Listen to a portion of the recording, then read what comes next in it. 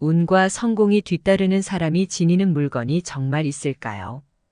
우리는 인생을 살아가면서 이런 말을 많이 합니다. 난 왜 운이 살아나지 않을까? 왜 이렇게 하는 일마다 어려움을 겪을까? 풍수학에 따르면 이런 생각이 들 때 자신에게 운을 살아나게 만드는 풍수도구가 있는지 확인해 보는 게 필요하다고 합니다. 무일푼에서 현대라는 대기업을 일구어낸 정주영 회장을 생각해 보면 좋은데요.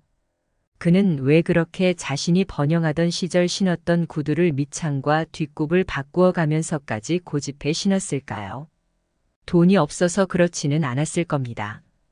그렇다면 삼성을 일구어낸 이병철 회장 역시 왜 자신이 사용하던 안경테만 사용했을까요? 이 역시 근검절약이 몸에 배어서 라고 생각하시지는 않을 겁니다. 자신의 기운을 살아나도록 만들고 무슨 일이든 잘 풀려나가도록 만들어주는 풍수도구는 분명 누구에게나 있습니다. 여러분은 자신만의 풍수도구가 있으신가요? 여러분의 가족과 자녀는 어떤 것을 지니고 있으신가요?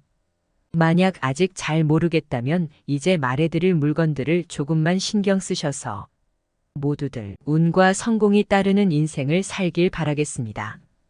성공하는 사람은 아무 옷이나 걸치지 않는다. 동서양을 막론하고 옷은 운을 좋게 만든다고 말합니다. 또한 반대로 불행해지게 만드는 옷차림도 있다고 하는데요. 실제로 여러분들도 사람을 만났을 때 왠지 모르게 기억이 남고 편안하게 느껴지고 또 고급스럽게 느껴지는 사람을 만나본 적 있을 것입니다. 이런 사람이 어떤 사람인지 한번 생각해 볼까요? 바로 옷을 잘 입는 사람인데요. 그렇다면 옷을 잘 입는 사람과 옷을 함부로 입는 사람의 부의 차이는 과연 얼마나 날까요? 누군가는 옷을 잘 입는다고 다 부자일까 하는 의심을 가질 수 있는데요. 워싱턴 대학교 심리연구팀의 논문에 따르면 적게는 10배에서 많게는 100배 이상의 차이가 있다고 합니다. 정말 놀랍지요.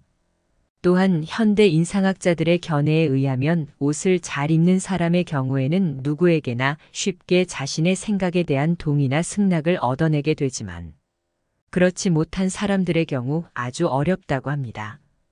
생각해보면 우리도 우아하고 기품 있는 사람들이 정중한 태도로 부탁을 하면 더 잘 들어주지 않을까요? 풍수학에서도 옷과 기본적인 장신구는 개인의 능력을 더욱 강하게 만들어준다고 말하고 있으니 옷은 정말 운을 만드는 아주 기본 중의 기본인 것입니다. 길을 걸어가던 도중 낯선 사람이 당신의 곁으로 다가오려 할 때 만약 그 사람이 아주 멋지게 차려입었다면 특별히 경계하지는 않을 것입니다. 하지만 왠지 모르게 거부감이 느껴지는 옷차림을 하고 있다면 생존 본능에 의해서 틀림없이 도망을 가거나 피하거나 일정한 거리를 두려고 할 것이지요. 만약 그 사람이 말을 걸어오려고 한다면 그 말이 시작되기도 전에 피하고 싶을 겁니다. 앞으로 말할 5가지 옷차림은 절대 하지 말아야 합니다. 옷차림을 주의하지 않으면 운을 막고 불행을 부를 수 있다고 하는데요. 첫 번째, 늘어진 옷이나 색이 바랜 옷은 절대 입지 말아야 합니다. 옷이 늘어났다는 것은 이미 옷의 수명이 다했다는 뜻이며 색이 바랬다는 것 역시 마찬가지입니다. 버려야 할 옷을 굳이 꾸역꾸역 입고 다닌다는 이야기입니다. 풍수학에서는 생과 사의 개념을 중요시 여깁니다. 이것은 나에게서 생기가 넘쳐나고 있느냐, 사기가 넘쳐나고 있느냐에 의해 내가 번영이 갈 사람이냐, 몰락해 갈 사람이냐를 암시하기 때문인데요. 절대 몰락해가는 사람이 되지 않는 편이 좋지 않을까요? 좋은 운은 맑고 깨끗하고 가벼우며 경쾌하고 생기가 살아나는 곳이 아니라면 절대 머물지 않으며 오려고도 하지 않는다고 하지요. 그래서 옷을 걸어둘 때도 절대 세탁소에서 주는 철제 옷걸이를 사용하면 안 됩니다. 철제 옷걸이에 걸어둔 티셔츠나 얇은 옷은 잘 늘어나 버리지요. 늘어난 옷을 입고 다니는 사람들은 어디를 가서든 친절이나 호의를 받기가 어렵습니다. 늘 자신이 가진 능력에 비해 타인으로부터 과소평가를 받을 것이기 때문입니다. 두 번째, 구겨진 정장이나 외투는 절대 입지 마세요. 정장이나 외투가 구겨졌다는 것은 아주 게으른 사람이라는 것을 보여주기도 합니다. 실제 그 사람이 그렇지 않을지라도 처음 본 사람은 그렇게 판단할 가능성이 아주 높습니다. 현대 인상학자들 역시 구겨진 정장이나 외투를 입는 사람들은 일정한 형식이나 절차 없이 편한 대로 살아가며 타인에게 절대 호감을 얻을 수 없다고 말합니다. 옛날 우리 조상님들께서도 의복 손질은 늘 정갈하게 하셨고 옷차림 하나도 삐뚤어지지 않아야 한다고 가르침을 주셨지요. 여러분의 생각과 행동이 바르다는 것을 타인에게 보여주는 첫인상을 결정하는 것이 바로 당신의 정장과 외투입니다. 세 번째, 낡은 운동화나 구두는 절대 신지 마세요. 풍수학에서는 운을 막는 최고의 요소가 바로 낡고 지저분한 신발이라고 말하고 있습니다. 낡고 더러운 운동화나 구두를 신고 다니는 것은 행동과 생각에 조심성이 없다는 반증이지요. 한마디로 편한 대로 하고 싶은 대로 하고 살아가는 사람이라는 모습을 보여줄 수 있습니다. 신발을 신고 다니는 사람은 한 걸음을 내딛어도 될 곳과 가지 말아야 할 곳을 구분하지 못할 것이고, 이는 자신도 모르게 자신의 무의식 속에 새겨지게 되는 것이지요. 이 무의식은 그 사람의 생각이나 행동을 그렇게 하도록 만들 것이고, 나중에는 하고 싶은 말이면 다 뱉어버리는 제멋대로 행동하는 사람이 될 수 있습니다. 너무나 당연한 말이겠지만 우리가 살아가면서 그런 사람과 가까이 하고 싶어 하는 사람은 세상 어디에도 없지 않을까요? 그렇기 때문에 이런 사람에게 어떠한 기회가 오기 힘들 것이고, 이에 따라 인생의 번영이 만들어지는 일 역시 어려울 겁니다. 네 번째, 허전한 손목이나 목은 당신을 불행하게 만들 것입니다. 세상이 모든 것에는 포인트를 주어야 하는데요. 목걸이에도 펜던트라는 포인트가 있어야 하고, 반지에도 포인트가 있어야 하며, 옷에도 포인트가 있어야 합니다.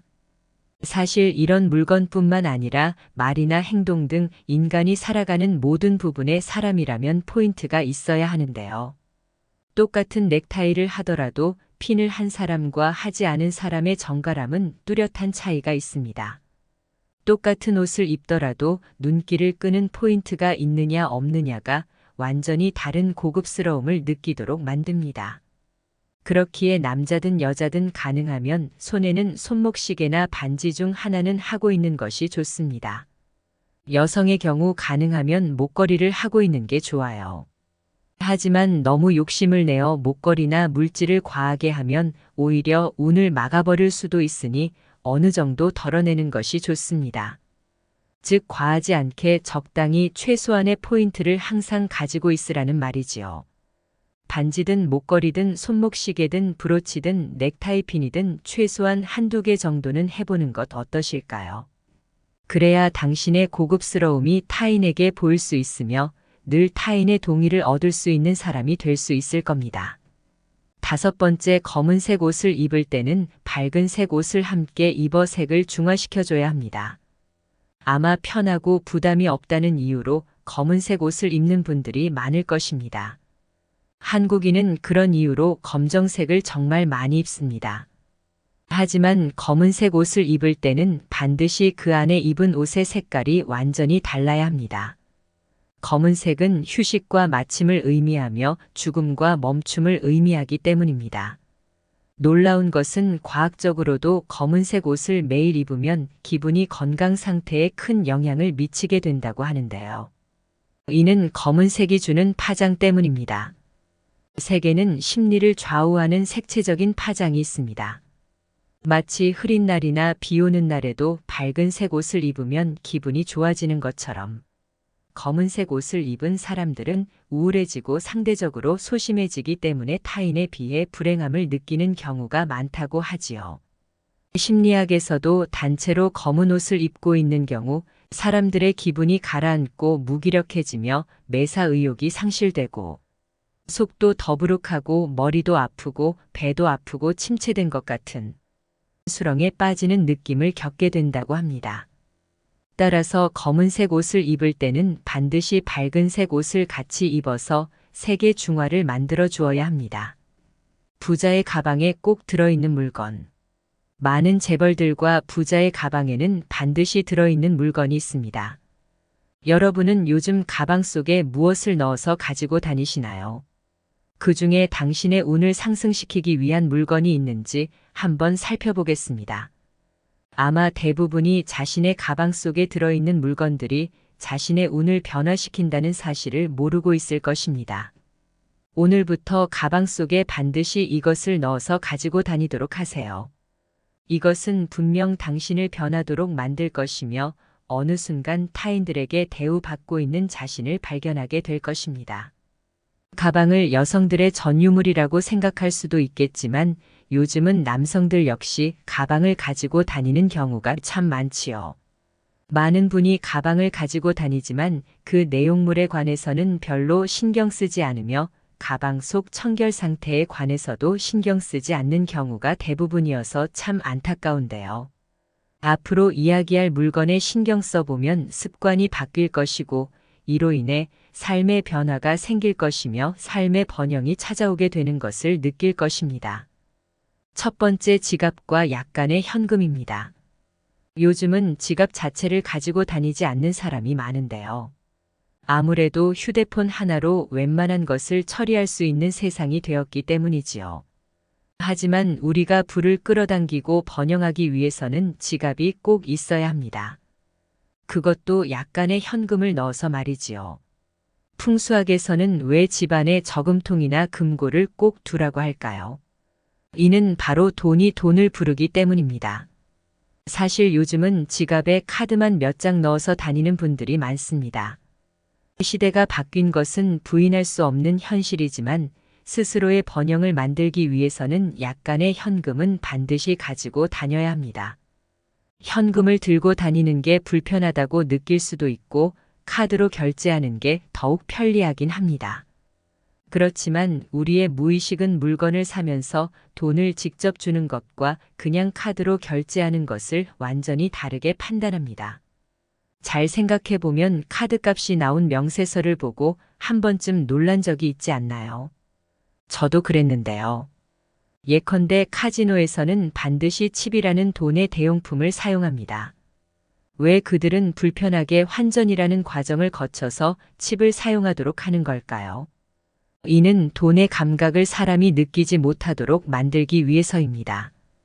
돈을 직접 만지고 물건값을 돈으로 직접 지불해야 돈에 대한 감각이 생기며 돈의 소중함을 알게 되니 불편함을 감수할 줄 알아야 합니다. 그러니 현금을 사용하는 습관을 가지면 좋습니다. 이를 위해서는 지갑을 가지고 다니는 게 좋은데요. 지갑 속에 약간의 현금을 가지고 다니는 것은 부자가 되는 첫 번째 원칙입니다. 또 지갑 안을 반드시 살펴보세요. 지갑은 풍수학에서 말하는 재물운이 살아나도록 만드는 최고의 풍수 도구 중 하나인데요. 대부분이 지갑 사용법에 대해서는 잘 모르고 있겠지만 지갑 속에는 반드시 넣어둬야 할 것이 있고 또 절대 넣어두면 안 되는 것이 있습니다. 가방 안에 지갑을 가지고 다닌다고 해서 운이 전부 발현되는 것은 아닙니다. 지갑 속에 꼭 넣어두어야 할 것과 넣어두면 안 되는 것들이 있습니다. 먼저 지갑 속에는 가족 사진과 약간의 현금, 그리고 자신의 의지를 담은 문구 하나는 반드시 있어야 합니다. 아마 본인이나 가족들의 지갑 속을 살펴보면 앞서 말한 것들이 없는 경우가 대부분일 것인데요. 운이 살아날 수 없었던 이유는 바로 이것 때문입니다. 가족 사진의 경우 가족 모두 즐거운 모습으로 찍힌 것이라면 어떤 것이든 좋습니다. 만약 없다면 수일 내로 나가서 한 장 찍도록 하세요. 그리고 그 사진을 하루에 한 번씩은 꼭 꺼내보세요. 당신의 가족들은 분명 달라질 것입니다. 늘 자신을 긴장시키는 사진 속 소중한 사람들을 보며 항상 최선을 다하는 사람으로 변해갈 것입니다. 그리고 지갑 속이 텅 비는 일은 절대 없어야 합니다. 자녀나 배우자의 지갑에 단돈 얼마라도 넣어주도록 하세요. 돈은 돈을 부르고 부를 만드는 최고의 풍수 도구이기 때문입니다. 간혹 지갑을 몇 년에 한 번씩 바꿔야 한다고 말하는 분이 있는데 그것은 아닙니다. 지갑은 자신과 맞는 것이 있고 자신과 맞지 않는 것이 있습니다. 그래서 재벌들은 아주 오랫동안 지갑을 바꾸지 않는 경우가 많답니다.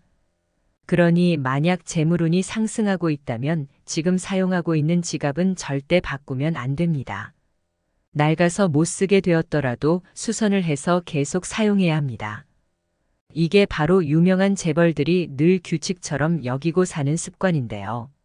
사실 수많은 사람을 만나볼수록 느끼는 게 있는데 더 크게 성공한 사람일수록 풍수에 관한 신뢰가 맹목적이라는 점입니다. 상식적으로 그분들이 돈이 없어서 그럴까요? 그러니 만약 재물운에 어려움을 겪고 있다면 지금 당장 지갑을 바꿔보세요. 다시 한번 말하지만 지갑은 절대 비싸다고 좋은 것이 아닙니다. 몇 천 원짜리일지라도 자신과 잘 맞는 게 있고 반대로 몇 백만 원짜리지만 잘 맞지 않는 게 있습니다. 두 번째 손수건입니다. 많은 이가 휴대용 화장지를 사용하고 있고 또 어딜 가든 일회용 물티슈가 있다는 것은 잘 알고 있지요. 하지만 자신의 땀방울이 묻은 손수건을 보는 것과 땀을 닦고 버리는 물티슈나 화장지는 완전히 개념이 다릅니다. 이는 자신의 노력을 모은다는 의미와 버린다는 개념인 것인데요. 부자들은 반드시 손수건을 가지고 다닙니다. 아마 손수건을 한 번이라도 가지고 다녀본 사람이라면 이게 얼마나 번거로운 일인지 알 것인데요. 하지만 그 번거로움과 불편함을 알기에 손수건을 사용하는 사람은 최선의 노력으로 보답하기 마련이지요. 매일 아침 손수건을 잘 다려서 주머니에 가지고 다녀보면 어떨까요? 이로 인해 당신은 항상 조심스러운 사람 될 것이며 이 조심스러운 행동이 당신을 격식 있고 품 있는 사람으로 만들 것입니다. 이것이 바로 운을 얻어 부자가 되는 마음가짐인 것입니다. 세 번째, 거울입니다. 거울을 가지고 다니라는 말은 거울을 보면서 항상 자신을 돌아보고 허점이 없도록 만들어야 한다는 뜻인데요. 거울은 풍수학적으로 재물과 아주 깊은 관계가 있는 풍수도구입니다. 그렇기 때문에 풍수 인테리어에서도 집안의 번영을 위해 가장 먼저 하는 이야기가 거울의 위치인 것이지요. 항상 작은 거울을 가방 속에 넣어서 다니세요. 분명 작은 흐트러짐에도 스스로 신경 쓰게 될 것이며 이러한 작은 것들이 모여 운이 좋은 사람, 특히 재물운이 좋은 사람이 되도록 만들어줄 것입니다. 네 번째, 메모용품입니다. 부자와 부자가 되지 못한 사람의 가장 결정적인 차이점은 바로 메모를 하느냐 아니면 기억을 하려고 하느냐입니다. 정말 많은 부자들이 메모의 중요성을 강조하는데요. 부자가 된 사람들은 모두 메모를 위한 수첩을 가지고 다닙니다. 이들은 순간적인 느낌이나 무언가 기록해야 할 것이 있다면 이 수첩에 적지요. 재미있는 이야기도 적을 것이고 교훈이 될 만한 내용도 적을 것이고 떠오르는 영감이나 느낌도 수시로 적으면서 자신을 변화시키고 발전시키려고 노력합니다. 하지만 부자가 되지 못한 사람들 또는 부자가 될 수 없는 사람들은 항상 이렇게 말한다고 합니다. 저거 예전에 내가 생각했던 건데. 이들은 항상 생각만 했고 또 이를 잊어버렸기에 발전도 없었고 변화도 없었던 것입니다. 과거 뽀빠이 이상용 씨는 TV에 나와서 메모노트만 수백 권이 넘는다고 말했습니다. 그렇기에 그렇게나 능력 있는 사회자가 될 수 있었던 것이지요. 삼성을 이끈 이건희 회장 역시 수백 권 이상의 메모노트를 가지고 있었다고 합니다. 그래서 삼성이라는 그룹을 세계 최고의 기업 중 하나로 만들어낼 수 있었던 것이지요. 요즘은 스마트폰에 메모 기능이 있어 이를 이용하는 것도 하나의 좋은 방법이 될 수 있습니다. 세월이 발전하니 우리가 쉽고 편리하게 이용할 수 있는 것이지요. 메모용품을 늘 가방에 넣어서 가지고 다니고 항상 메모하려는 습관을 들이세요. 여러분도 최고의 능력자가 되실 수 있습니다. 다섯 번째, 가족 사진과 자신의 목표입니다. 가족의 소중함을 모르는 사람이 부자가 되는 경우는 없으며 목표가 없는 사람이 성공을 하는 경우 또한 없습니다. 그렇기 때문에 가방 속에는 반드시 가족의 소중함을 느낄 수 있는 가족 사진이 들어있어야 합니다.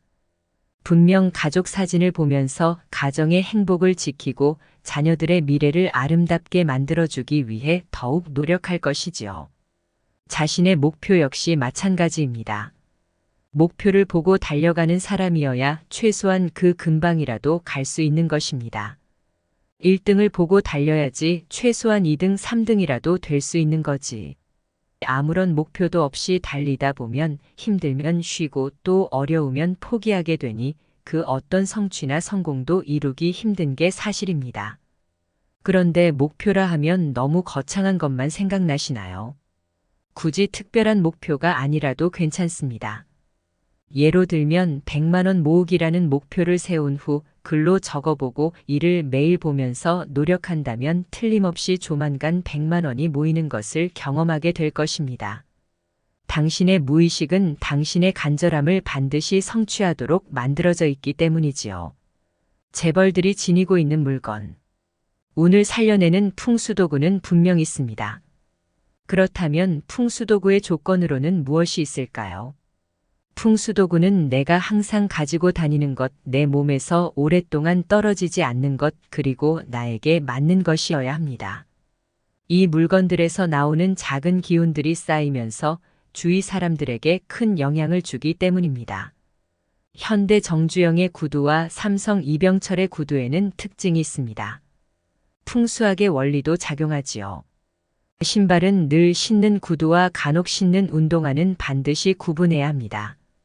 앞에서 이야기했던 현대 정주영 회장, 삼성 이병철 회장의 낡은 구두 일화는 이미 신문에도 났고 방송에서도 나온 적이 있기 때문에 들어본 적 있을 것인데요.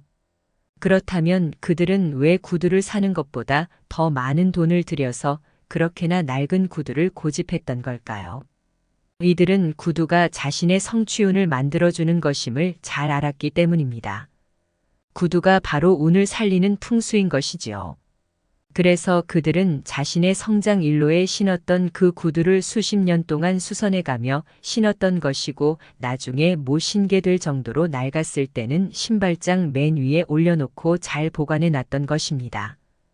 이 낡은 구두를 보면서 자신이 힘들고 어려웠던 그 시기에 얼마나 열심히 뛰어다니고 얼마나 열심히 일했는지를 생각하며 다시 한번 의지를 다지기 위함입니다. 그래서 우리 조상님들은 신발이 1000냥이면 모자는 100냥이라고 말씀하시기도 했던 것이지요. 조상들의 지혜는 참으로 경이롭습니다.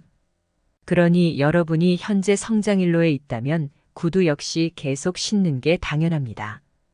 발냄새가 나든 낡아서 헤어지든 수선을 해서라도 계속 신어야 합니다. 하지만 지금 어려움을 겪고 있거나 하는 일이 잘 안 되고 있다면 제일 먼저 구두부터 바꾸어 보세요. 이때 주의해야 할 점이 있는데요. 구두를 바꿀 때는 모양과 상표를 완전히 다른 것으로 바꾸는 게 좋습니다. 구두 역시 비싸다고 좋은 것이 아니라는 점 꼭 명심하셨으면 합니다. 다음으로 벨트는 정말 중요합니다. 첫인상을 좌우하기 때문인데요.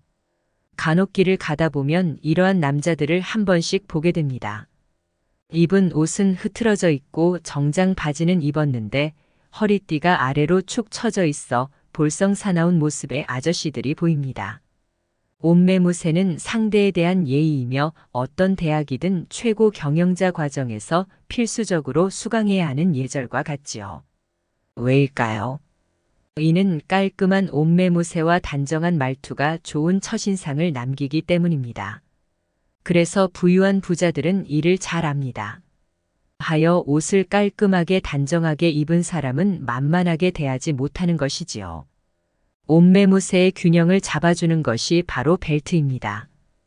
그래서 옷 예절과 관련된 교육을 하는 곳에서는 벨트 착용법으로 많은 시간을 할애합니다. 그러니 남자라면 벨트가 너무 오래되어 계속 풀리지는 않는지 늘어나지는 않았는지 꼭 체크해 보세요. 만약 그렇다면 당장 새 것으로 바꾸어 주세요. 그래야 운이 살아나게 됩니다. 액세서리로 운을 불러라. 목걸이는 절대 함부로 하면 안 됩니다. 목걸이가 줄이 너무 굵어서는 안 됩니다. 상대에게 거부감을 줄 수 있기 때문이지요. 금목걸이를 치렁치렁하게 한 사람에게 가까이 가고 싶지 않은 경우가 있는데요. 이 역시 그 사람의 기운이 너무 과해서 넘쳐 흐르기 때문입니다. 감당할 능력이 안 되는 사람이 너무 강한 기운을 발산하다 보니 오히려 보는 사람에게 불편함을 느끼도록 만들었고 이로 인해 그 사람의 운이 죽어버리고 맙니다. 가죽이나 끊어지기 쉬운 천 또는 실로 꼬인 모양의 목걸이 줄을 착용해서도 안 됩니다. 목걸이 줄에 신경을 써야 합니다. 특별히 건강에 문제가 있는 게 아니라면 가능한 얇고 가느다란 줄로 된 목걸이를 착용하는 게 좋습니다. 펜던트는 반드시 있어야 합니다. 기운의 중심점이 있어야 하기 때문입니다. 그래서 목걸이를 통해 자신의 재물운을 살리고 싶다면 구심점이라고 할 수 있는 펜던트가 있어야 합니다. 펜던트에 자신의 소망이나 가족들을 위한 기원을 적어 놓으면 풍수적인 기운이 살아날 수 있습니다. 또 운을 살려주는 동물이나 소중한 의미를 가진 것으로 만드는 게 좋지요. 그리고 몸이 왜소한 사람은 상대적으로 조금 굵은 줄을, 몸이 거대한 사람은 상대적으로 조금 가느다란 줄을 사용하는 게 좋습니다. 이는 목걸이의 기운이 펜던트로 전부 모여 분출되도록 하기 위함이고 줄의 굵기는 음양의 조화를 맞추기 위함인데요. 금목걸이라면 웬만해서 해가 되는 경우는 없으나 은 목걸이의 경우 마른 체형의 사람들은 피하는 게 좋습니다. 귀걸이는 운을 만드는 아주 중요한 물건입니다. 나이를 먹어 귀걸이 하는 것을 귀찮아하는 분도 있겠지만 귀걸이가 본인의 재물운을 상승시키는데 큰 도움이 됩니다.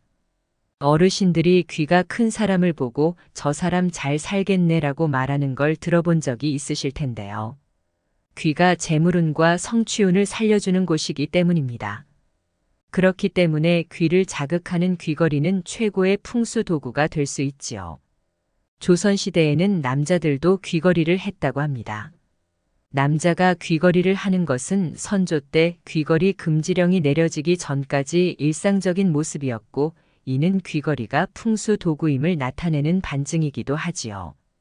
귀걸이를 해보세요.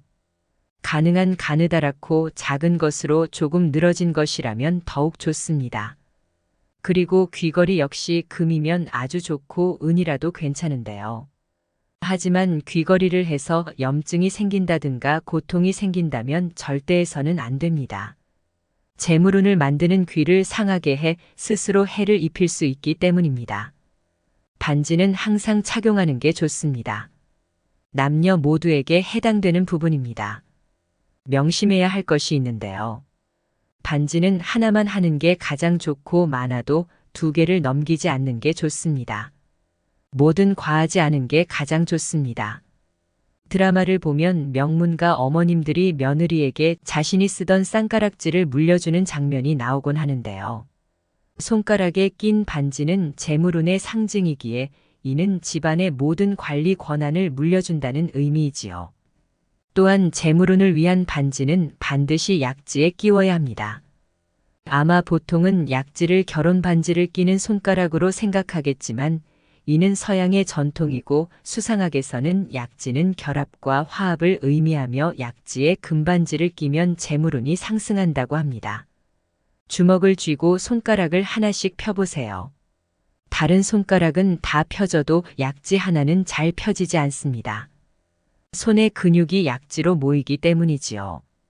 그래서 약지를 손의 모든 기운이 모이는 곳이라고 합니다. 이렇듯 액세서리를 잘 활용하여 재물운을 상승시키셨으면 합니다. 오늘 영상 어떠셨나요? 다시하루 구독자 여러분들의 앞날에도 항상 풍요가 뒤따르길 바라겠습니다.